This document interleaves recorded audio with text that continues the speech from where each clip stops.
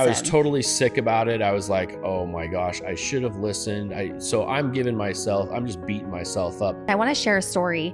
It's the story of the buffalo. Justin ended up drawing for buffalo. It was your first time putting in, right? This was back in about 2016, I think. I would say this story is our turning point. I remember I was so discouraged and I just missed you so much at that point, and also overwhelmed because our kids were quite a bit younger. So I was dealing with my health on top of that and an extreme amount of anxiety. And I remember the girl who worked for me, she said to me, maybe you and Justin need to have a conversation. And maybe you both needed to talk about what you need to give up and then find the answer together is where you need to go. And so that night when you called, I said, there's something I need to share with you. And you were like, Ashley, I need to listen to you and start trusting you. I don't do it enough. I need to begin to open up and listen to you and hear you out. And so with that, he committed. He's like, I'm going to commit to this. So Ashley and I, the night before, discussed going to this specific location, and the guide and two other guys there were like, oh, you don't want to go there. That's a terrible location. And so I gave in to peer pressure, because I'm listening to the professional, and the one that I went to where they suggested, there wasn't anything there. Then I went over to the location that Ashley and I had talked about going, and the whole entire herd had been there that morning, like right at daylight when I was supposed to go there. And I think this is where God shows us mercy. I started looking at the ground and I'm like, seeing these tracks, and all of a sudden there's this lone buffalo. That was when you and I started really talking. It didn't mean that we didn't have several years of hard work, but it was the turning point for where you and I were like, we're on the same page. That trusting and that commitment and that communication is truly what has brought abundance to our lives and our marriage, 100%. All right, we're here. We made it to episode 2. I'm excited that you're here with us on Designly Done, honey, that you're my partner and my best friend doing this exciting adventure with us. Today's episode is going to really focus around building trust and creating that foundational piece that you need to have with your partner. And if we have time, we're going to dive into trust with our children. If not, we can save that for another episode. But when I think in terms of like the construction world, I really like to draw a parallel to trust being much like a foundation. So I want you to talk about a foundation and about, I think, from what I know, there's ways to reinforce foundation. It's a little bit of a step, but I would love for you to describe that so that we can then use that parallel to draw upon it in this episode. Yeah, that's actually a really good question. So as I was sitting here thinking about this in the construction world, in the residential construction world, it starts way before like the actual concrete foundation. It starts with a soils report that you obtain from a geological, a geotech engineer, and he goes out and pulls samples of the material. And we did a subdivision years ago, down in Safford in the Gila Valley, and there was a really bad problem with the soil conditions down there. And so foundations are actually designed based upon the elements and like the environment and the soil conditions. Which I don't think many people would know that. They would no. So, and that's why these foundations that you see nowadays, they're all engineered based upon the environment, that they're going to be in, and the type of dirt that's in the ground. And so we actually take those environmental reports and the soils reports, and then that foundation is custom built to that. And so before you pour the foundation, you've got to build a pad. Mm-hmm. So in subdivisions, they mass grade those, all of the dirt, and then they compact it with water to get the compaction to a certain level. And then they put a nuclear probe in the ground, and they actually make sure that the density is there so that it's not going to sink. Because that's where you run into problems with foundations, is with them sinking, and then you run into the land moving. The land moves. Especially with clay, it moves and it goes up and down, and so you've got to get that soil condition just right and compacted just right so that you can put a structure on top of it. And so, and when we do custom homes, we over excavate the lot down about 4 feet, and then you bring the soil in and you put water in it, and then you compact it with a lot of weight. And that, thousands and thousands of pounds of weight compaction builds that that pre-foundation pad. for your concrete foundation. Right. So the dirt has to be right so that the concrete doesn't sink. Yeah. And then once the pad is finished, then you take the foundation that's been engineered once again by a structural engineer, and they go in and they look at the weight loads of how big the house is and what's going to sit on top of that foundation, and then they put in the steel. Yep. And there's two different types of foundations. A lot of the production builders will use a post-tension slab, which floats. Yeah. And it's got cables inside of it, and then they pull tension on those cables, and so the whole entire foundation, if it moves, the house moves with that. Right. Well, and also you've got footings. So your footings is kind of like that initial layout. Foundation. So if you're using a conventional foundation, you put those footings in the ground, and they're what all of the weight load bears upon, and then you've got internal footings with weight points, and so and those footings are they're just full of steel and concrete, and they're designed really to hold all of that weight. Yeah. But if that pad underneath it is not compacted just right, then all of a sudden you're going to have walls that shift, and the house starts to shift, and then you got really big problems. Yeah. So the foundation all the way through, there's many steps and many ways that they reinforce it to ensure that it's going to be stable and it's going to withstand the elements, anything that could happen to try to shift that home, correct? Yes. Okay. And even when you're done with the house, you've got to make sure that the grading is done right so that the water sheds away from that foundation, so because if that water gets up underneath the foundation, it can cause heaving in the soil. So I love that. So it's like on top of that, you then need to protect that foundation. Yeah, you got to protect it. There's maintenance that has to be done, because your dad mentioned years ago when he had a basement foundation that he'd done, and the homeowner had gotten in there and they'd redone the grading, and then they had a flood, and the water came and filled up the basement with water because it couldn't shed away from the house. And so that they neglected the maintenance of that foundation. Yeah. Okay. So moving forward, because that's a great definition of foundation. I really feel like if you're going to build a strong home and a big, beautiful home, now in terms of not just a physical home, but like the heart of the home, meaning you're going to create a lifestyle, you're going to create relationships, experiences, growth, mental, emotional stability, spirituality. It all needs to have a really strong foundation to build upon. And in that case, I understand that to be as a partnership, like as a marriage. I know that years ago I had the blessing of being able to know a couple people that worked for the Anasazi Foundation. And they would take, if anybody doesn't know what that is, the Anasazi Foundation, they're based out of Mesa, and they work with children who usually have drug issues or have had addictions and problems. And what they do is they take them out into the wilderness, and for a series of weeks, they're going out into the wilderness and they're doing emotional, mental healing, but they're using nature as to draw the parallels. But anyways, actually the few people that we knew that worked as trailblazers for Anasazi, so they were like the counselors and the people that would lead in these guides, they always said, if that foundation is not strong between you and the other guides, everything falls apart. Everything is going to fall apart. Be on the same page. If you're not on the same page and you're not guiding those kids the right way, if you're not being leaders together.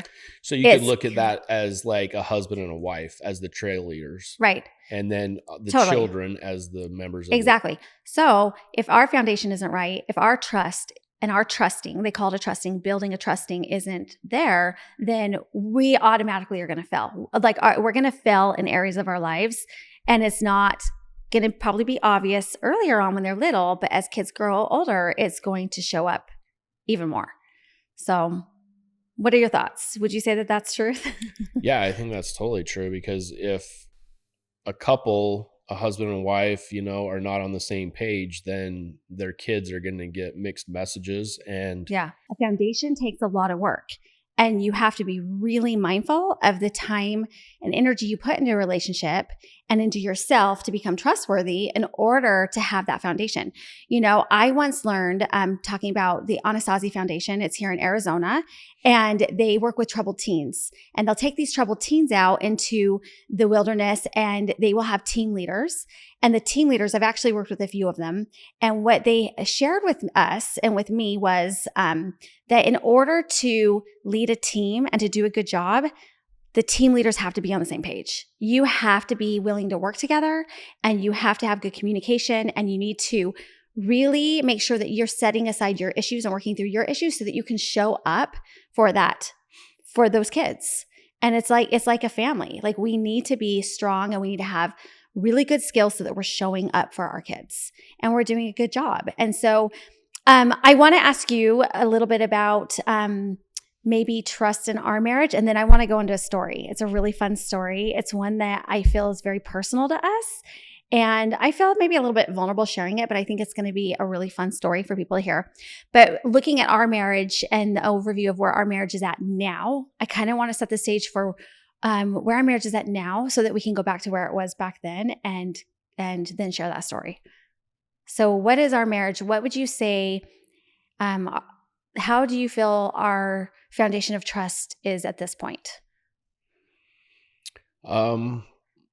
That's a really good question. I think that just based upon the fact that over the past 5+ years working together, you really have to learn to trust somebody and take a step back and listen to what they have to say. Yeah. I think that was the hard part in the beginning with, the building homes and stuff, was you get to the point where you're frustration and it's going to take me longer to explain this to you than it is for me to do it myself. So yeah, you kind of had some level of frustration and so then finally I just started to kind of listen more and hear you out, and then it kind of turned into, she does know what she's talking about, and maybe I know a thing or two. Yeah, and it's just another approach, and I think the biggest thing is that guys have strengths and they just don't take the time to listen to what their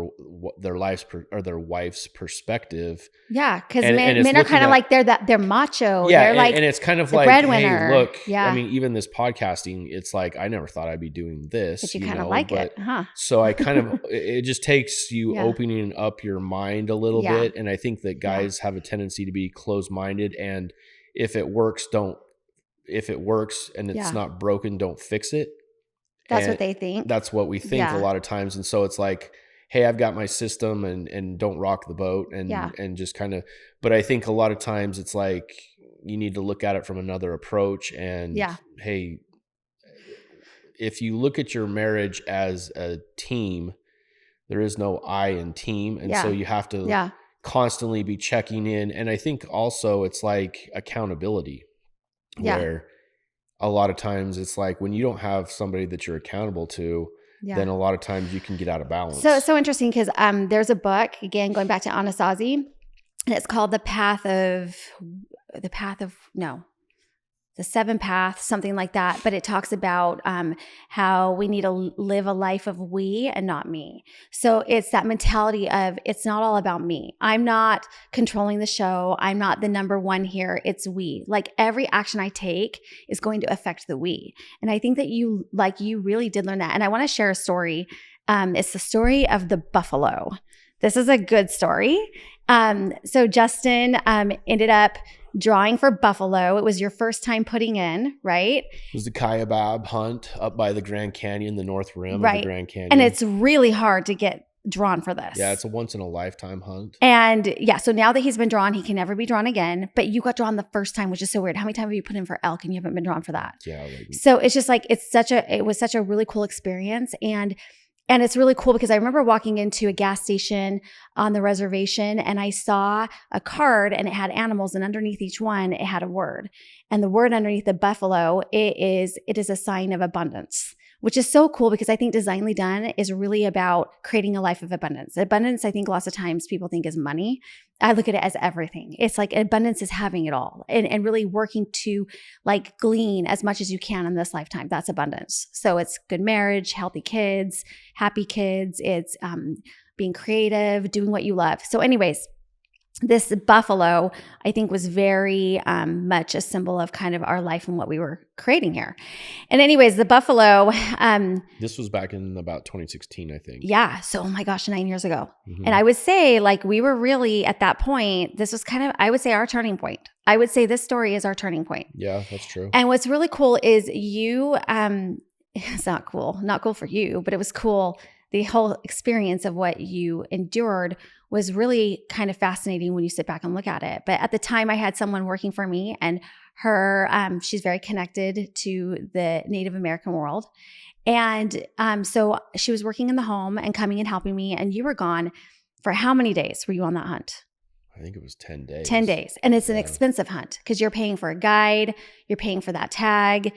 It's expensive. I was sitting in a blind.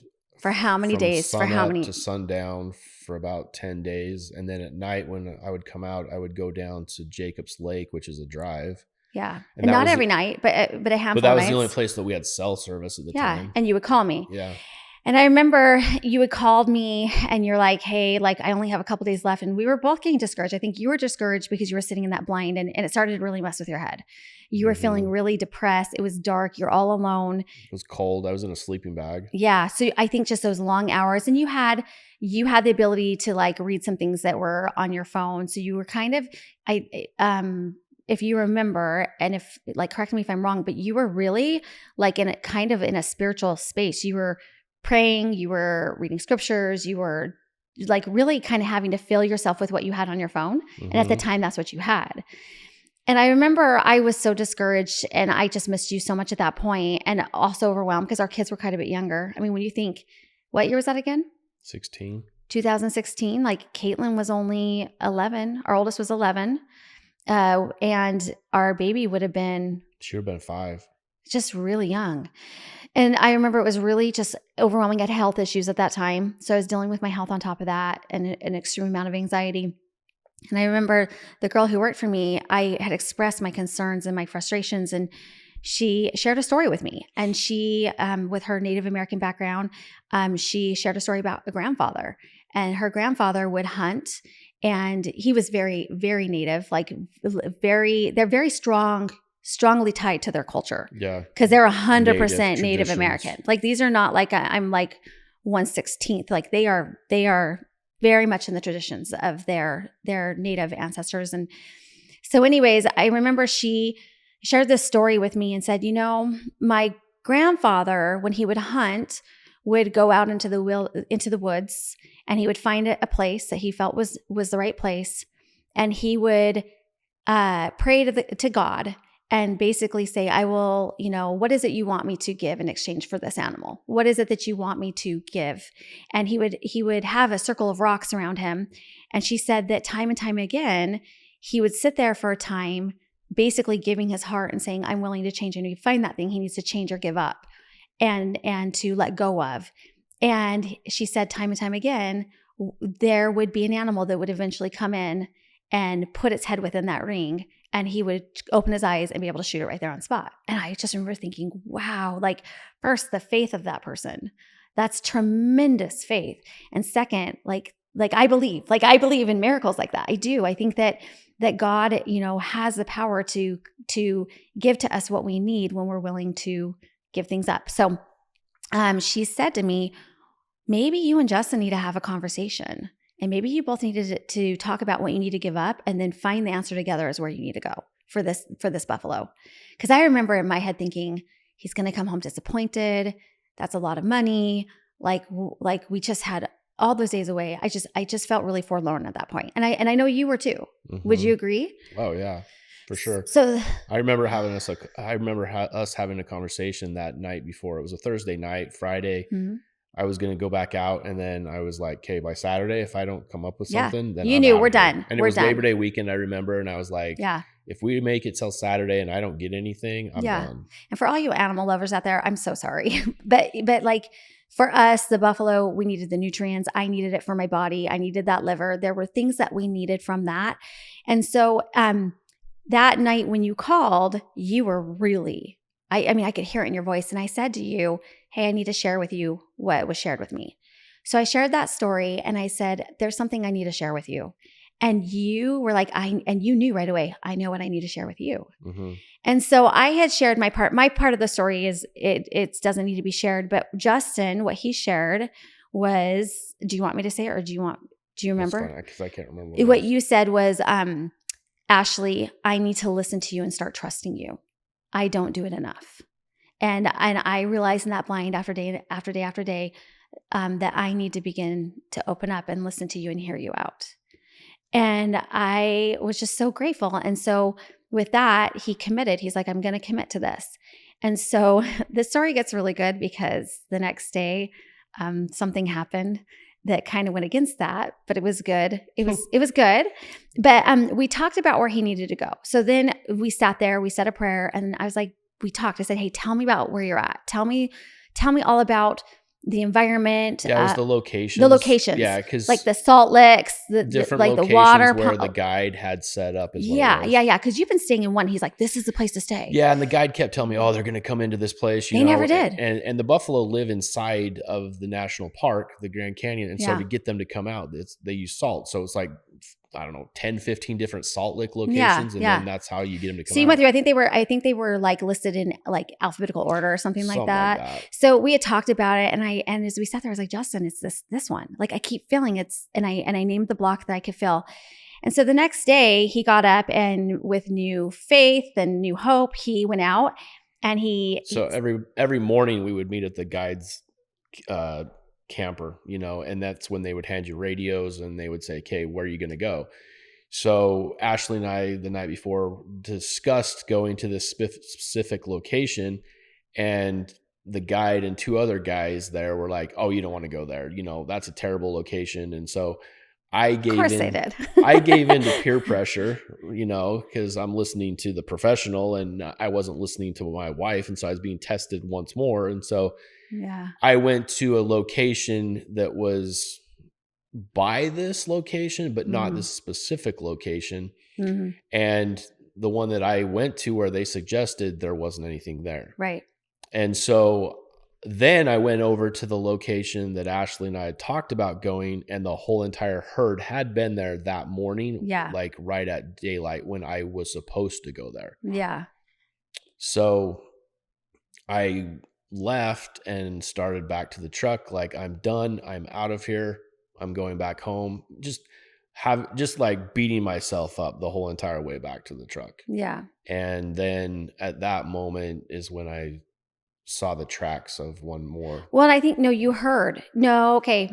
The story, I think you got some things out of order because I remember you started going towards that salt lick and then you got distracted because you heard a herd. So you started going towards another. Well, I'd gone over to a different location that you and I had talked about, not the one that you and I had talked about, but to a different location. Yeah. And then after I'd been there for a while, I went to the location where you and I talked about, and you could tell that the whole herd had been there that morning. Okay.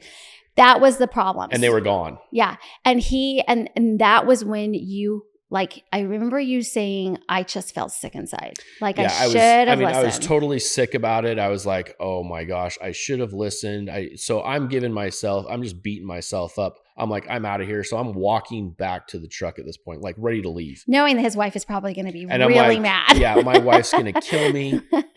We decided this together last night. That should have been the first thing I did. And what do? I screw up and like listen to these other guys. But I think in that moment, you were basically saying, you know what? A boo-boo. I made a boo-boo. Yeah. And like acknowledging that and being accountable for that and sitting with the shame and the sadness and the sorrow. I think sometimes we just want to build up that wall. And instead, you felt it. Yeah. And you felt bad. And I think this is where God shows us mercy, and that's where it gets better. And that's where I was like, after I beat myself up about this whole thing all the way back. And then finally I started looking at the ground and I'm like seeing these tracks, on the ground. And I started following these tracks. And And then I started walking down this logging road to where another location was with water and salt. And all of a sudden there's this lone buffalo by itself. And it was so cool because the buffalo was head on. It wasn't the wind was blowing towards me. Couldn't get your scent, but it kept looking up and you'd stop when it did. And then it started to move away and you're like, dang it, I lost it. And it went behind a tree, right?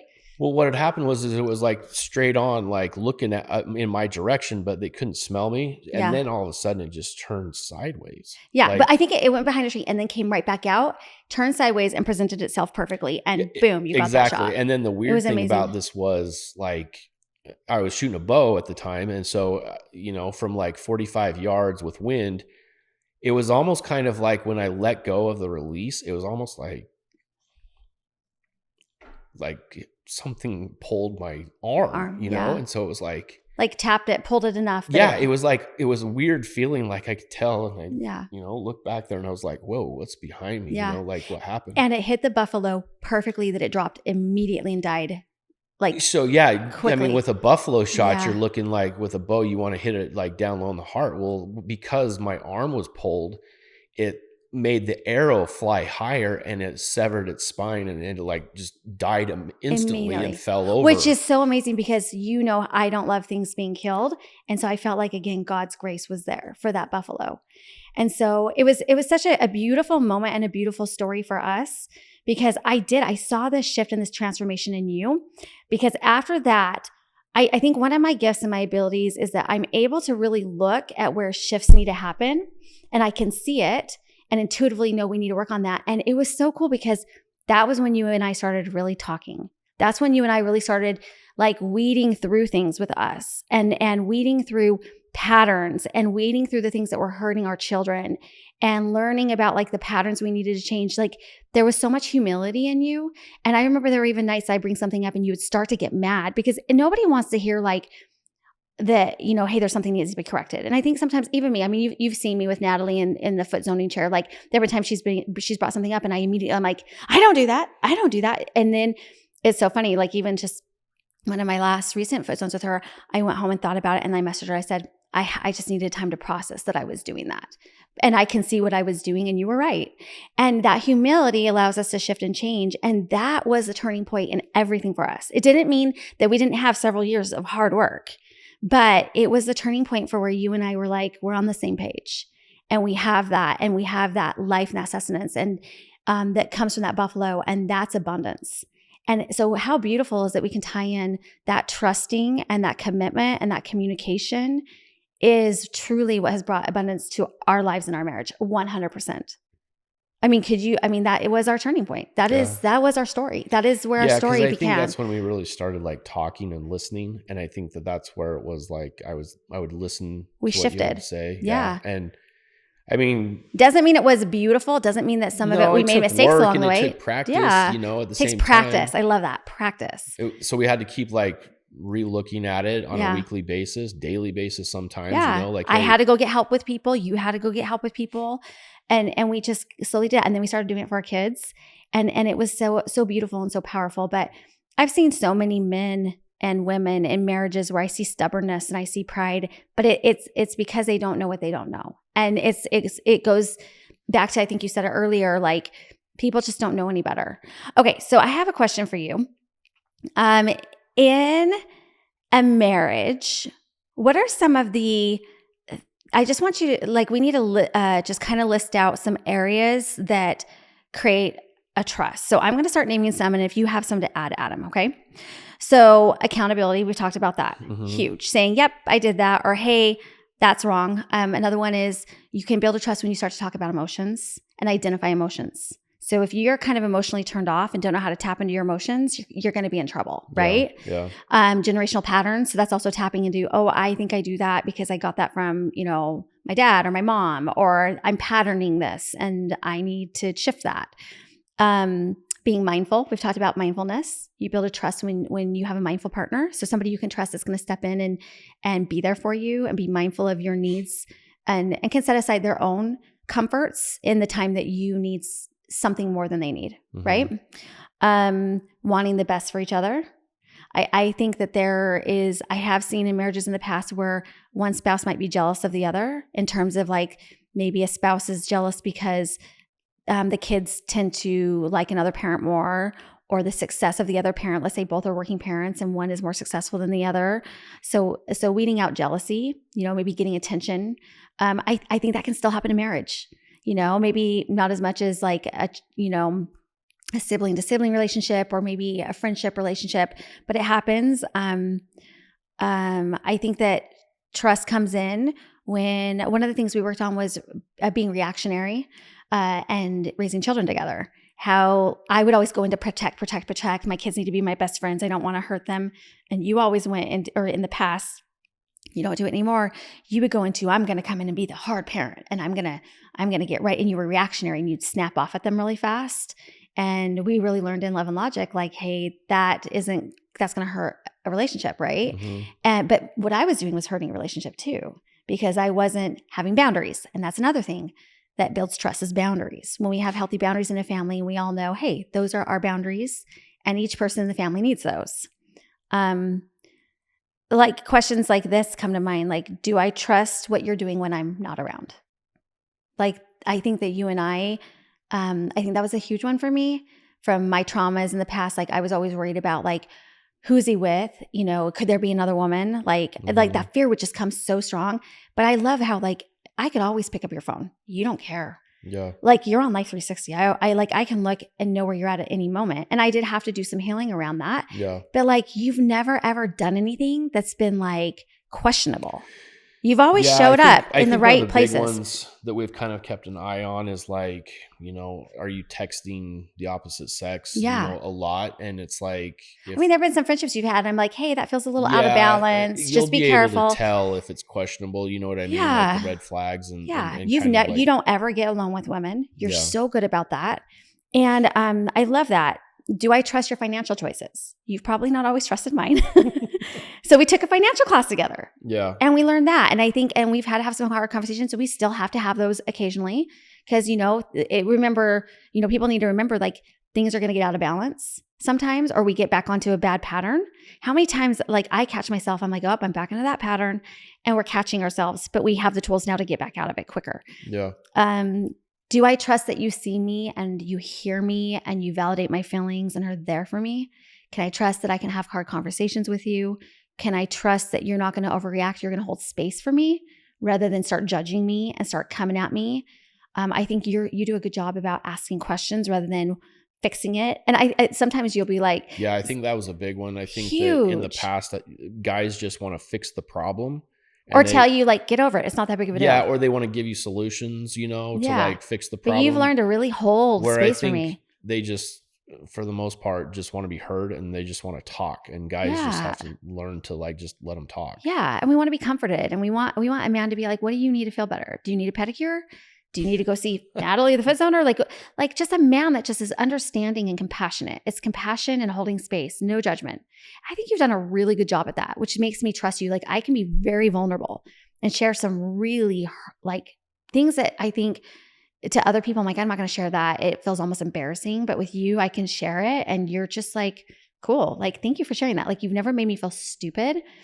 And what's also cute is sometimes, like, I'll share something, you'll be like, you just need to get over that. And I'll be like, oh. And you'll be like, okay, let's hear it out. Like, you're very good at going, okay, she needs more than just that answer.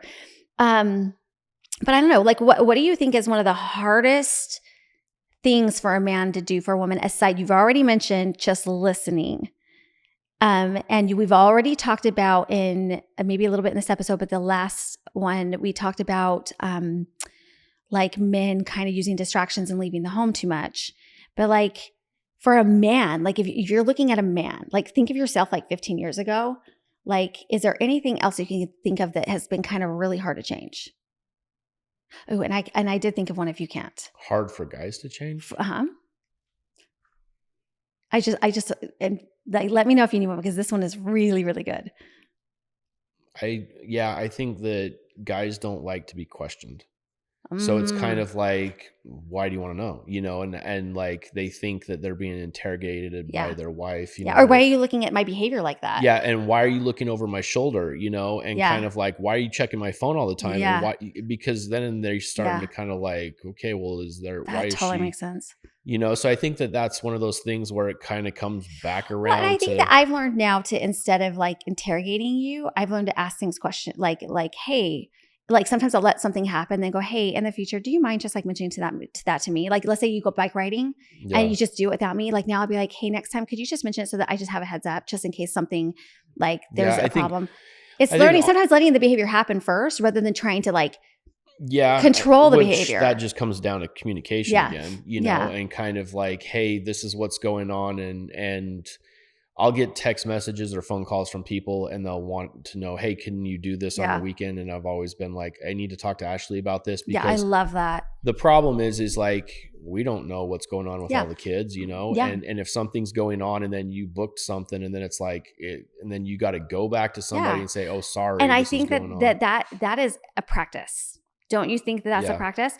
The other one too is, I think that we can get, and I've done this too, and so have you, but sometimes we can start to listen to other people outside of our marriage more than we're listening to each other. Yeah. So true. if we're going to them for advice and then we start listening to them rather than coming to one another. Yeah. And I think that we do that. That's a big problem. Isn't that a big problem? Yeah. Well, and I think and another one would be if a parent gets involved, and a parent, if somebody in a marriage has a parent that they're too close to and they're sharing too much information. So we've learned to be cautious with the information that we share with our parents, because we don't need their feedback. We need to figure it out. Yeah. And if we need their feedback, we'll go ask them and we will be on the same page. Hey, let's go ask them. Because then that starts teaming up. And there's a story about that one I think that we could probably share. Okay. Remember that wedding ring that I bought you? It was the second ring because she lost the first one. And so we bought this like less expensive ring. I want to say it came from Costco or something. Yeah, and I was good with that. I was like, baby, you got to get me a cheap ring. I will lose it. But yeah, this is a good analogy of like not listening to your spouse. And so we'd gone to Utah. And the ring was too big. It was too big. We knew it, and it would need to be resized. Exactly. And so I got it for Christmas, and we went to Utah like that night or the next day. Yeah, something like that. So I had the ring. We get up there, and my mom's like, well, there's this jeweler down here in Springville, and you should just take it down there. And I'm like, okay. And mind you, this was after the buffalo. Yeah, this was after the buffalo. This is after the buffalo. And so anyway, Ashley's like, I don't think that's a good idea. I just feel really bad. I'm like, something feels off with this jeweler. And I'm my not mom's feeling like, good about this. I've known him for years. He does a good job, and you should just take it down there. It'll be fine, So we take it down to this guy, and it came back lopsided, didn't it?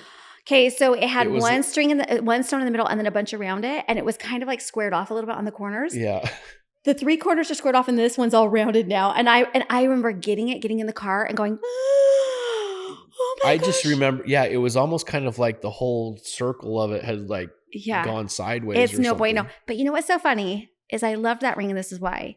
Because I think that was, again, another episode of I'm listening outside of Ashley. Like going back to Grace, we got another experience. Exactly. And I put that thing on my finger. You want to know what's so funny? Now that we're talking about it, I have not worn that thing in weeks and weeks and weeks and weeks. I do. Oh. And you want to know what's so funny? I think I'm subconsciously, I've let it go. Because, it was funny, I was thinking the other day, I'm like, I want a new wedding ring. I saw somebody's wedding ring. I'm like, I'd like one. I'm not saying that we need to run out and get one now. But I think it's because I truly believe our marriage is at a place where we are 100% on the same page. Yeah. We don't stray from it. I don't think we stray from it ever now. And I think that that's subconsciously, the ring isn't worn because symbolically we've moved on. We are past that. And that's probably why we're here today. We're able to do this podcast today. Okay. So I love that story. I'm so glad you brought that up. That's a good one. I do think that, you've given great information. I think, I've seen marriages around us falling apart, and I've seen lives out of balance. I think even lives that like from the outside look good, and then you start to maybe get a little peek of what's going on. And it really, these marriages there's so much work that needs to be done in them. Yeah. I think that really, honestly, the biggest thing is that we just need to like own our crap. You know what I mean? Start working on it's it. like, just like look in the mirror and say, okay, look, Yeah. I need to work on some stuff. Yeah. Everybody's not perfect, Well, but and I've had yeah. patterns, and there were things that I would do, and you call that like, hey, Ashley, that was passive aggressive. Oh, When you yeah. start with the mentality that you start thinking that there's nothing wrong with you and that everybody else has the problem, Marriage is done. that's a very narcissistic way to look at your life, and you're gonna fail. Okay. And then this is the one I want to bring up. I think that you and I have a good amount of trust because I think work has helped with that. And not everybody's going to have that opportunity. But I think we really are home. We've really put a ton of our energy into our home and learning to trust how we're raising children together, managing finances, how we're talking to each other, all those things we discussed. But the one thing too is I trust that you are my best friend. Like, I trust that at the end of the day, most days we still have friendships, but I think we are careful with how much we do with people outside of our home because we spend a lot of time with each other. Yeah. I trust that you want to be with me. And truly, like, if I end up going to lunch with somebody or you go to lunch, we miss each other. Yeah. We're like, oh, wait, I want to be with you. But we hold space for each other to allow that. Like, like you've been to lunch with people and I'm like, oh, I'm going to miss them today. And that is a good feeling. A good feeling is to miss the person that is your number one go-to, who should be your spouse. Yeah, that's true. We do spend a lot of time together. So that is building like, I trust that you miss me, I miss you, but we also allow each other that space to have friendships and relationships. But it's really an awesome feeling to miss the person you love. Wouldn't you say? For sure. Okay. So I don't know. Let's talk a bit about kids. I read a book called The Anatomy of Peace. Again, Anasazi has the parents read that book when their kids go to get help. And I want to share a little bit about what The Anatomy of Peace is about. It's about a man named Lou. He's a father and a businessman, very prideful, very stubborn. He's angry, he's frustrated, and he just wants to fix his family.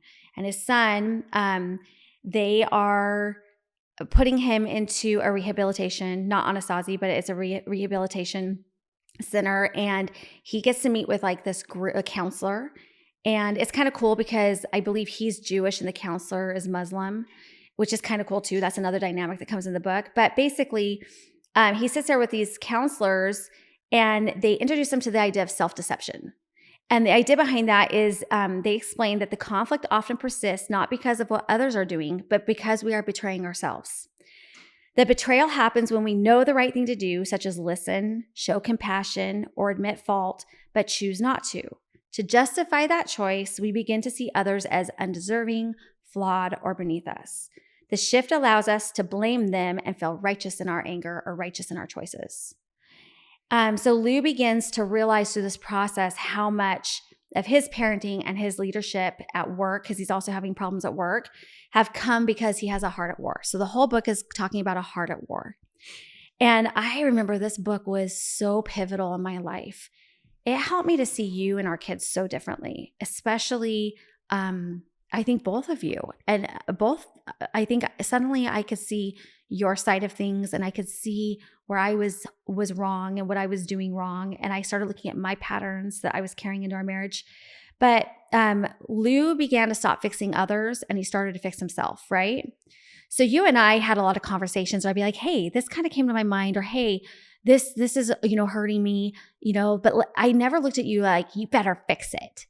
It was more like, hey, let's unpack it together. Yeah, it was a partnership. Yeah, because I think if you put pressure on somebody like that, that's a threat. And then we go into fight. And I had somebody do that to me. And I was just like, I'm always wrong. I'm always wrong. And I catch myself sometimes because she got me into, she was doing it so much to me. Sometimes like I've done it to you. I started doing it that way with you. And I was like, this is not the right approach.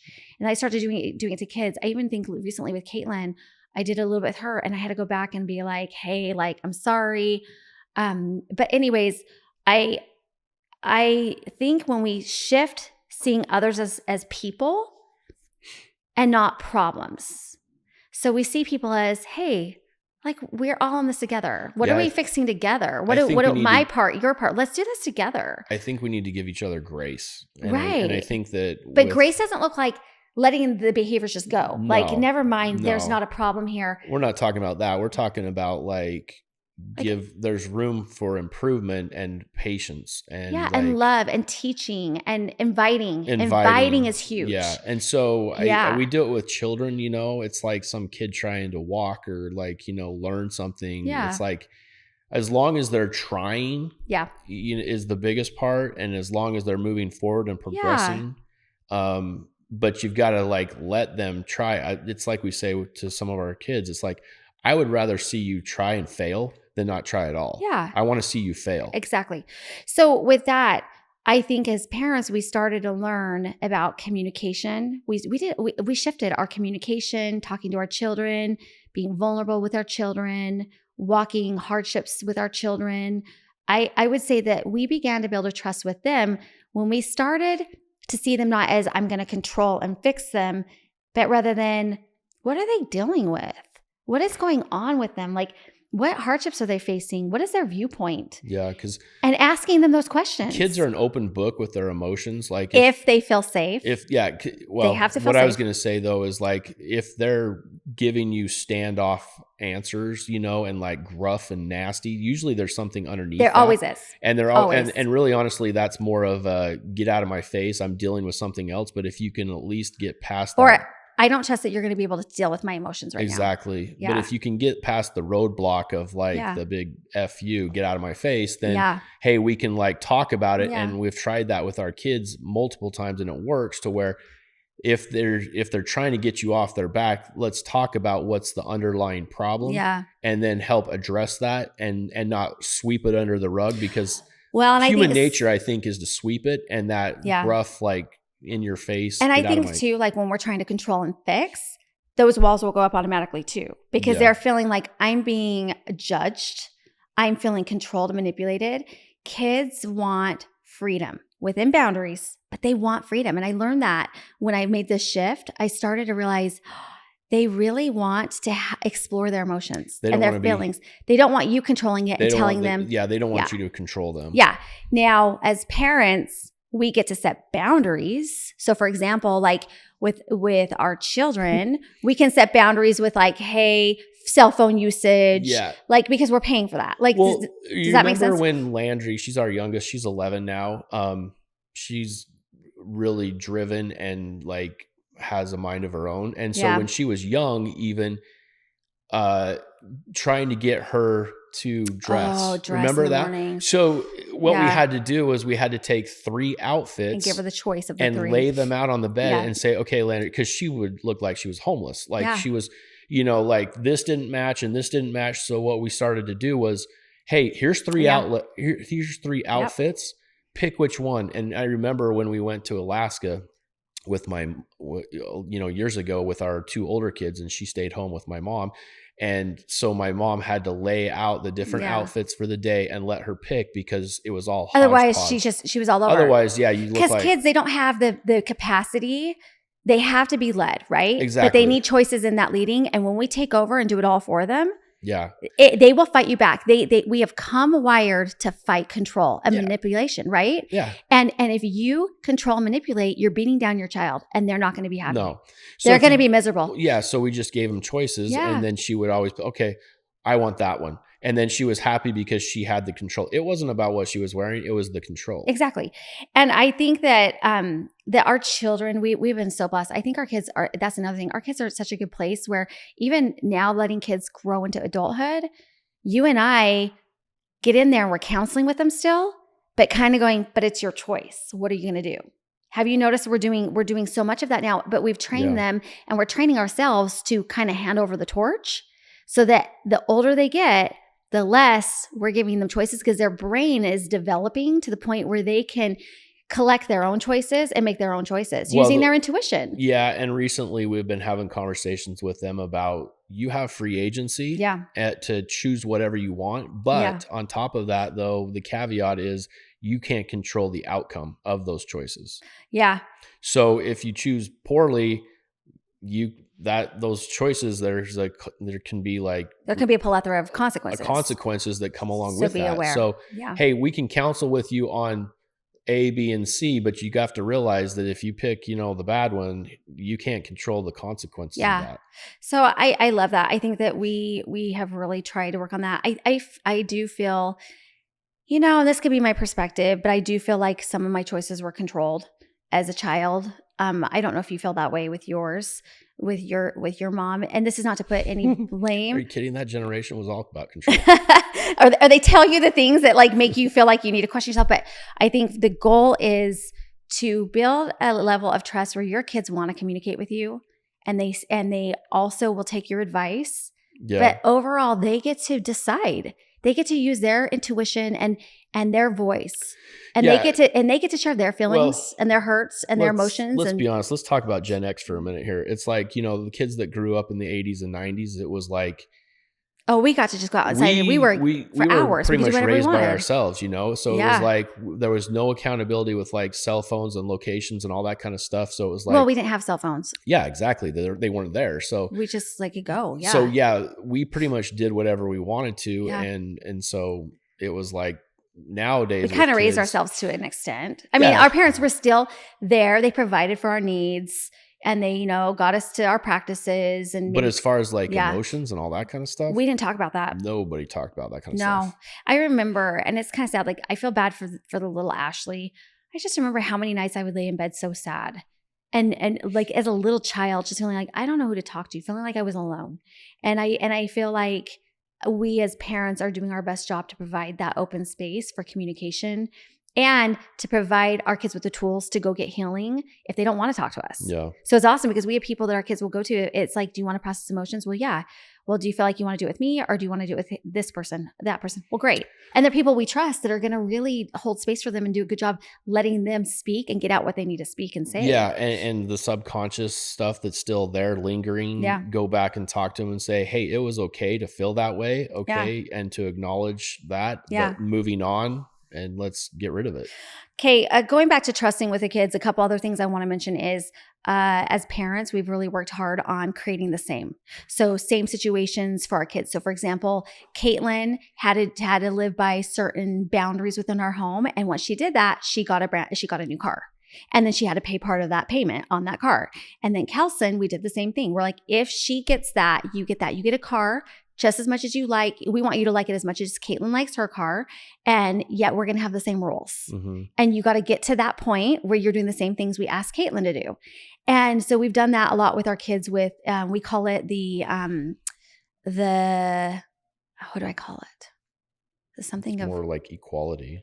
Yeah. It's like, we're going to make sure that all is going to be the same. Everybody gets the same in most areas. Now, that does come into play. It gets difficult when you have a child that loves dance and puts 20 hours of dance in a week, and suddenly our kids are like, why am I doing more chores around the house than they are doing?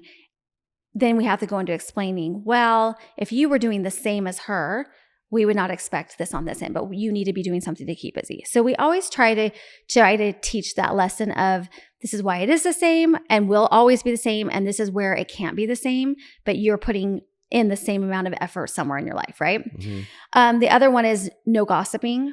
I don't feel like, I think that we do a good job with our kids when they're mad, holding, like a sibling, holding space, understanding it, asking for feedback on how we can fix that or what they're seeing, and then letting them know our standpoint. But gossiping in our family is never like, it's not gossiping, it's a problem solving.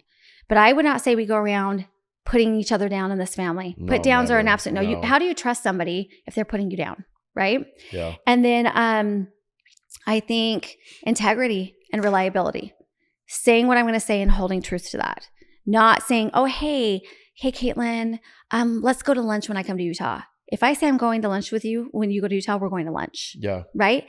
And I remember a friend telling me it's called a cookie. Don't make a cookie promise. Yeah. Which means don't make promises that can break. Like, and if you are going to tell your child something, tell them that. Like my friend says, she'll tell her child, this could be a cookie promise. Not because I don't want to show up for you, but because of the situation and how much I've got going on. So making sure that your kids know and identify with, mom and dad can't hold 100%, but they're going to be clear with me when they can. Yeah. So be careful of your words. So what's so funny is Landry our youngest will constantly say, well, you said, I said, no, what I said was, I will try my best to do that. I'm not sure if I can. And I remember one time she goes, nah, you said that you would. And somebody who had been standing there was like, no, I heard what your mom said. She had actually said that because I want my child to know I'm going to show up the best I can, but it may not always be exactly that same way. So anyways, yeah, I like one last question before we tie it all up. A couple last questions. One is, why would a parent not be trusted by a child? Well, I think just what you said just then, they can't trust them because they tell them that they're going to do all these types of things. And then they don't follow through. Like a month ago, Kelson started asking, would you go camping? And if I committed to that and then bailed at the last minute, nobody likes flaky people. No. And there's a lot of flaky people. There's a lot of flaky people out there, and so if I tell somebody, hey, I'm going to go ride bikes, then I'm going to go ride bikes. Now, if something like you got a sick kid or something like that, then just communicate that through a text and let people know exactly what's going on. But with kids, they want to be able to trust. And that's what we've been talking about, is trust. And so they want to be able to trust their parents that, hey, if my dad or my mom said that, then they're going to give 100%. Well, think about it. That goes down to like giving consequences. Yeah. We have to, what we say with a consequence has to be followed through. It's follow through. It's if I say, hey, I'm going to show up for you and support you this way, do it. Well, and it's the follow through. Yeah. And I think it comes down to integrity, right. And that is integrity. And my grandfather years ago would say, your word is your bond. Yeah. And so if I love that back then in that generation, it was even like newspapers, I remember him putting a quarter in the newspaper machine and then pulling it down and pulling out a paper. And he's like, and I can remember saying, well, couldn't somebody steal all those? And he's like, yeah, but this is on your honor, type thing. Yeah. And so it's like that generation was all about like handshake, and people followed through. And, now it's like we got to record conversations and follow up with text messages because people change, things. And so I do want to share one last story before we close. You and I brought in a partner at one point for business for the design side, and you had hired the husband to work for you.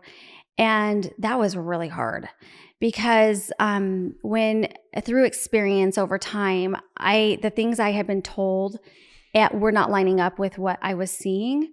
And I remember trying to convey what I needed and asking for help and being shut down, emotionally, a little gaslighted. Like my concerns were really ridiculous. And I remember even going through like after we had to like settle our terms, because I was like, hey, either we shift things or you work as an employee, or you need to, go have your baby, and that's fine. But I remember being so frustrated because I just felt like on every level, like the communication wasn't reliable, in terms of like her listening and holding space and hearing and trusting me. There was no trusting. When I go back and I realized we had not had enough experience to build a trusting, and I had tried again and again to say things, emails were being sent out to clients that were not truth. Things had been erased off of slides that a client had saw. And then they were talking to clients. Once we started setting our terms and our boundaries with them and saying, hey, this is one of the three, what's your choice? And they decided, well, I'm going to go have the baby. Talking to clients, gossiping, manipulations, everything that we've talked about today, everything that you and I have worked to build with ourselves and our children. Unfortunately, I was seeing all the lack of trust.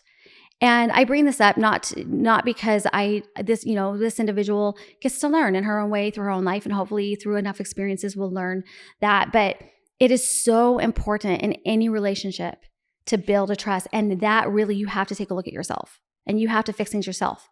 And you have to, and looking back, I tried to communicate. It was just every time I did, that's another thing, manipulation. Things were being said to kind of put me down, and I would sit back like, she just like literally put me down. But a safe person and a safe space and learning these tools creates beauty. Yeah. It does. It creates beautiful things. And that's what's so unfortunate is I saw the potential, but it couldn't be there because we didn't have that trust settled. Yeah. And I think, some people may be sitting here thinking like, okay, well, how do you like find people that are going to be like that, in such Sometimes a short, it's just, but I think, you were on an airplane one time and you sat next to that, I think he was like a business attorney. And remember that? And he made a comment. He's like, create a problem up front and see how they respond and how they work with you and how they work with problems up front. Yeah. So going into a relationship with somebody, create and have enough time to see exactly. that. Give enough time. Create some sort of like stress, drama, a problem, and see how they respond to that. Yeah. And then that's going to tell you the outcome of like what's going to happen throughout the duration of the relationship. I love that. It's probably why dating, we dated and married way fast, which is so crazy. That was really just more of a gut intuition. But a lot of times these kids need to date a while to see that and to understand for sure. Yeah, I've told our kids to like go to the family functions and see how the family functions. Watch it. Yeah. And under high stress situations and how they respond. And that's going to tell you right there. Because to be honest, trust really needs to be there. Through all of a marriage, but it really comes into play in the hard stuff. Exactly. And it really does. Same with our kids. If those parents don't know how to solve problems, then the one that you're dating is not going to know how to solve problems. Yeah. Well, thank you. Thank you for being my trust buddy. Like, I know I can trust you and I love that. And I love everything you shared. Like, I just sit here in awe. Like, wow, my husband is like where we started to where we are now. Like, it's just everything you shared today. Like, it reconfirms to me, he gets it.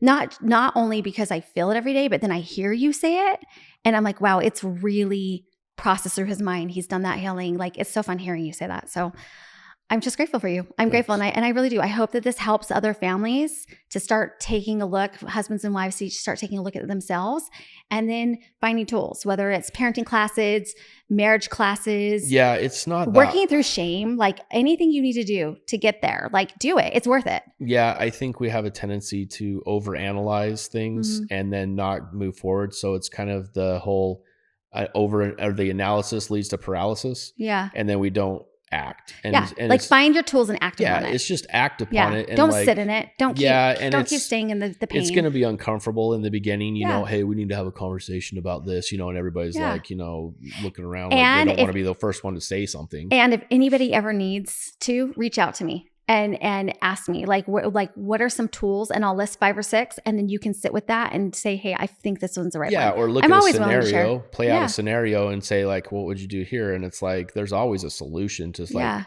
or a catalyst. But sometimes people don't have the mindsets yet to do that. They don't have the tools. They need the education. Yeah. And the healing. Yeah. So if they do, reach out, we'll let you know. But anyways, love you. Thank you. All right.